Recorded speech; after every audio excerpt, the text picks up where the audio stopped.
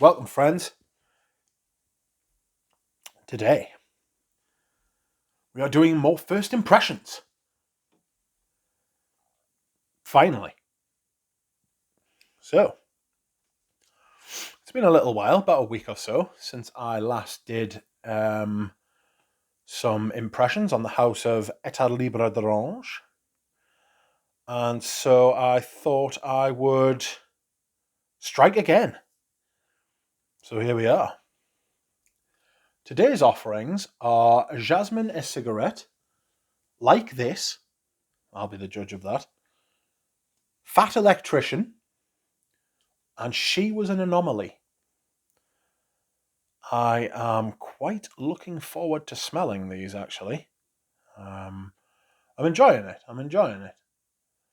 It hasn't been quite as much like the roller coaster as the Zoologist series was, but there are like 20 fragrances. This is a good amount of fragrances. This sample set is extremely good value, you know? So I would recommend to people that you try it for yourself. Anyhow, I've got my trusty sticks, 4 of them. I have my trusty nose, 1 of it. And I have the samples. So let's get started, shall we? First one we will try is Jasmine A Cigarette. Now, I'm expecting Jasmine and Cigarette from this. Now, you can call us superstitious, but that's what I think I'm going to get.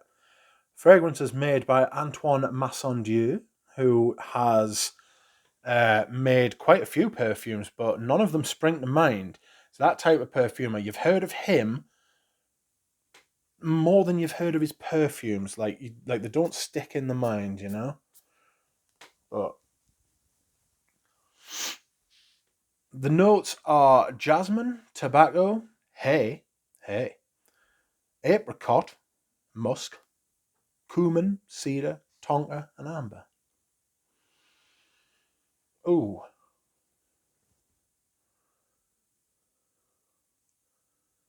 Released in 2006. I'm not reading the blurb because it's massive. But it's meant to evoke stuff like Marlene Dietrich and Greta Garbo. Female smoking cigarettes. Dangerous, dark woman.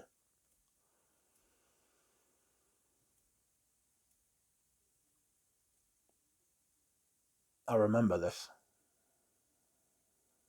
I've smelled it before. It's not a bad jasmine, actually.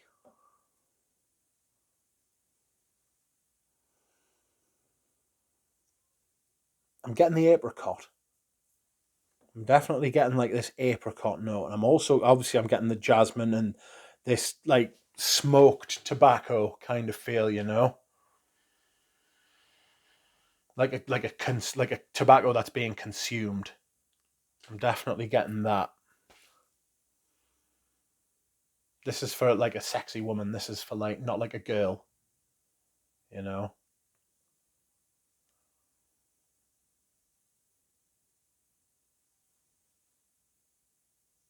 It's really nice. It's got age. It's got knowledge. It's got like knowing and experience. You can smell experience in this, you know. It's nice. It's nice. It is actually much nicer than I thought it was. Like I like it more. That's like, let's start that sentence again. I like it more than I thought I was going to like it. You know, I've definitely smelled it before.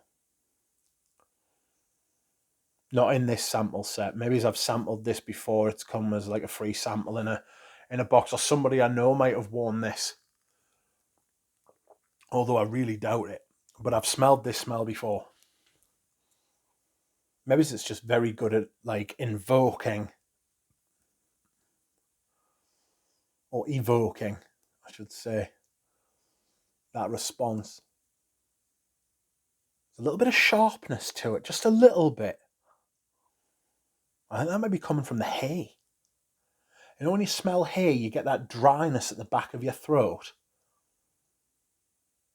It's got a touch of that about it. That is actually really good. I might try that on skin. You know? I bet you didn't see that coming. Well, I didn't. I didn't see that coming at all.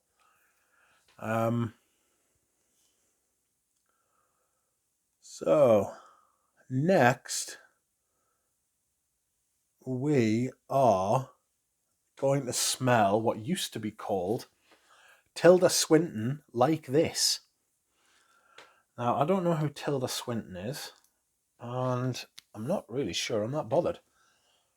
But this is now just called Like This, I believe.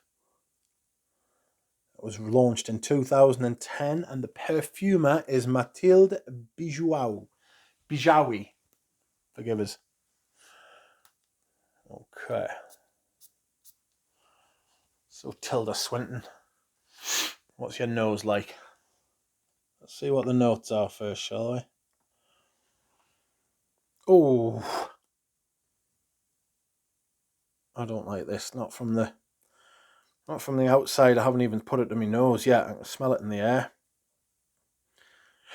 So this is pumpkin, immortelle, ginger, tangerine, heliotrope, vetiver, neroli, and rose. This smells perfumey, like a woman's perfume. The tangerine, ginger, sort of pumpkin flesh. I sort of get that kind of like big fucking fleshy, like fruit flesh kind of thing. Heliotrope, I guess, because I know what heliotrope smells like. Immortelle, not quite so much, but that might come out later. I know what Immortelle's like. It's weird. It'll stay back and then wait for you to be unsuspecting, then come and get you. Definitely get the tangerine at first. Big blast at first. Ginger, massive ginger. Pumpkin, huge pumpkin. I don't like this. I wouldn't wear this. I'm not going to try this on skin.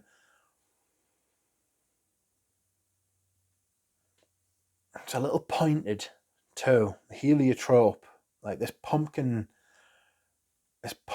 tangerine, ginger sort of thing. This is what it reminds us of. It reminds us of Feu de Bois by Serge Luton. Ginger and tangerine. Because there's gingerbread in Feu de Bois, and it's got tangerine in it as well. And like for some reason you wouldn't think about the kind of jar. It's a little too acidic. But this has got that kind of like flesh, like pumpkin flesh. When you're scooping out your pumpkin and everything like that.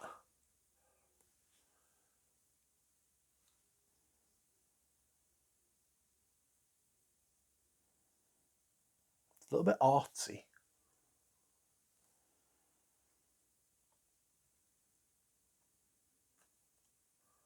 I don't like it, I must admit. I'm not keen on this, but I don't like heliotrope particularly. So, like this, I do not. Sorry about that, Tilda. Not that I know who you are, but I'm not a big fan of the fragrance you nosed. Excuse me whilst I hydrate. Next, we will be going for the Fat Electrician. Semi-modern vetiver. Literally, that's like part of its name. Semi-modern vetiver.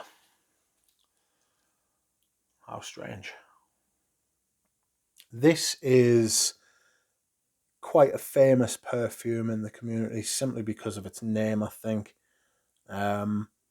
It's a vetiver. I've smelled this before, and I will tell you what I got from it. Excuse me. I'll tell you what I got from it. after I have sprayed this sample.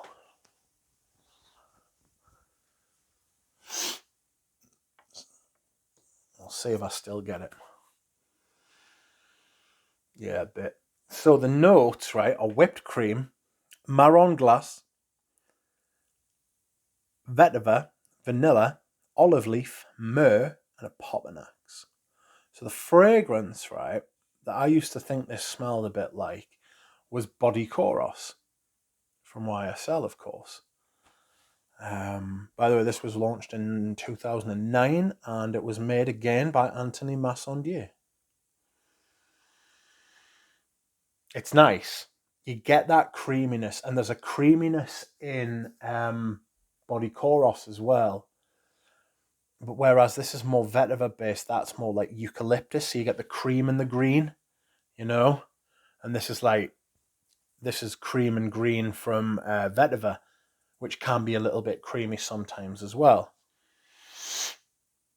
But this does give me slight vibes of Body Koros. The story behind this is absolutely brilliant. I absolutely love it. I'm going to read it.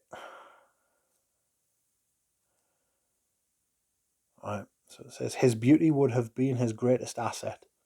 One imagines he was raised in the big air of Texas, his soft skin scrubbed by ears of wheat, his eyelashes curled by grappling with grace against a blinding sun. A Steve McQueen lost on city asphalt. A fisherman without a line, he was made to be hooked by others, to believe in his fate without knowing it, to wreak havoc and forget it over time. Youth for women of a certain age, stock for late-night parties, a partner to accompany the wealthy of Palm Beach on nature walks. His splendor is consumed in the services of others. Now, a fat electrician in New Jersey, his talent depleted in his sexual decline. To celebrate this beauty which cannot be recaptured, a splendid vetiver is required, an ode to bygone eroticism. It really is very, very nice, and I get it. When you listen to that, it's like, what are they doing? But when you smell it and you put the story together, it makes sense. You know? It's like it's really strange how perfume can do that. I don't know if it's the power of suggestion, which it could be, to be fair. But you get that sort of what might have been, you know, what was and now is no longer. It really is a very, very nice vetiver fragrance. I'm going to try this on skin as well. Definitely. I really like this. I love the story, you know. A good story can pull you into a perfume. If you like perfumes, then you'll know what I'm talking about. Like a good story, a good hook will get you in. And this is great. Oh no, there was no need for that. Come now, up you get. Don't cry, fat electrician.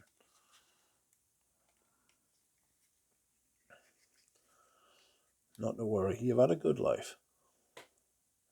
And now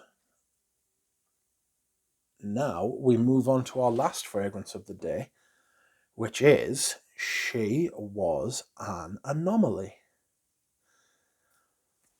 Now, I'm just looking this. Oh, why have I done that? I've thrown the stick on the floor. One moment, please. Oof. So, this was released in 2019, and the nose is Daniela Andrier. Daniela Andrier is the Prada in-house perfumer, I believe.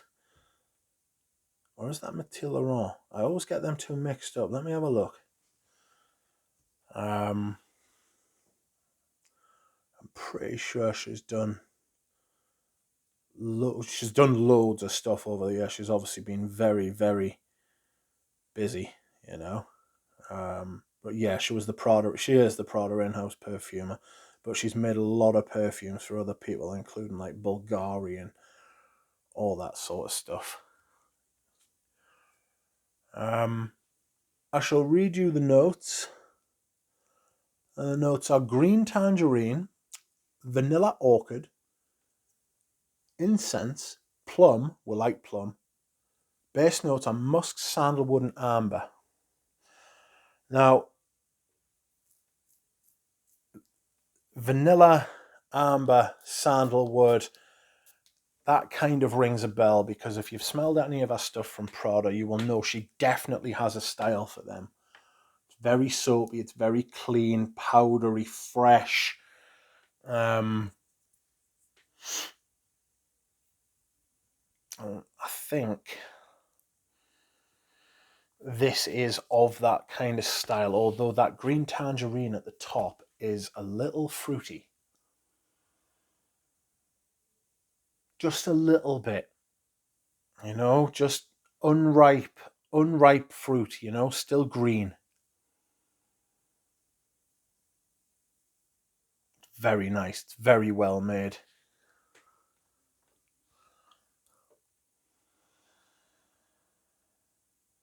That green tangerine's beautiful at the top.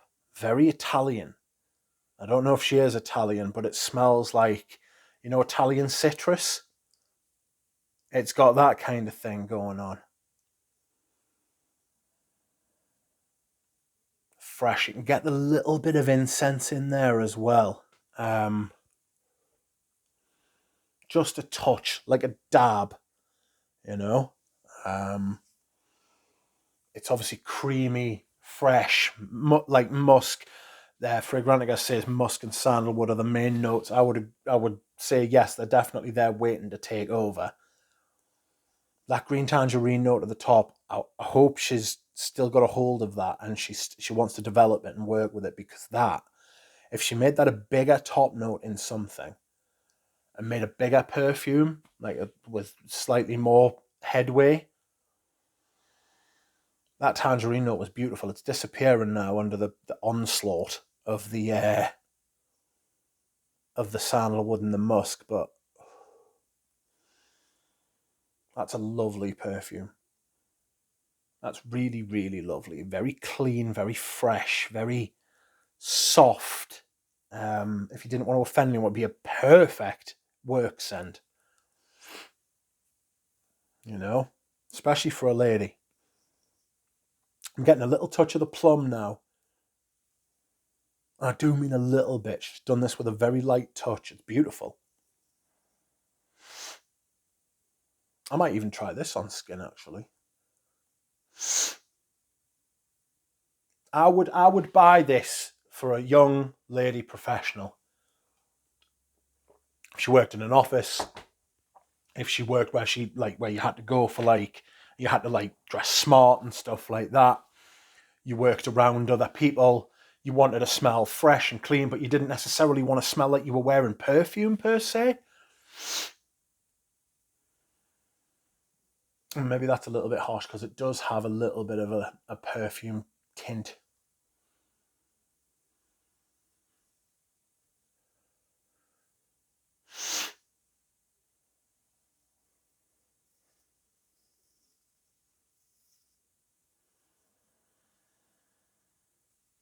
That's really nice. Very soft, though. Okay. So, we will quickly go back over the others. Jasmine A Cigarette. That's settling down into something more like what I was expecting it to be.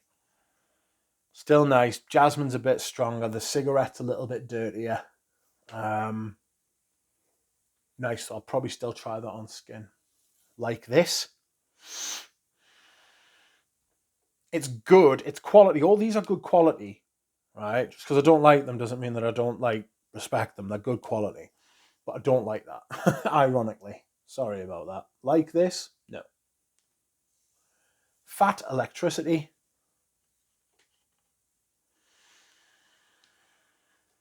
Whoa. That's really nice. That's really, really nice. You're getting the freshness of the vetiver, but like that creamy kind of thing that, like, I always talk about how vetiver can smell like after-eight mints. You know, like this dark chocolate, crime, like juxtaposed against like a mint, like a creme de menthe kind of thing, and that's got that going on. And she was an anomaly. A little bit more feminine than when I first smelled it, but there we have it. Okay, everyone, 20 minutes. I hope you have enjoyed these first impressions, as I have. Thank you for watching if you've stayed till the end, and even if you haven't. I will be back soon with another in the video. I've still got another 8 to do, so that's another couple of videos, and then I'll do the tests on skin after that. Thanks very much, everyone. See you soon. Bye.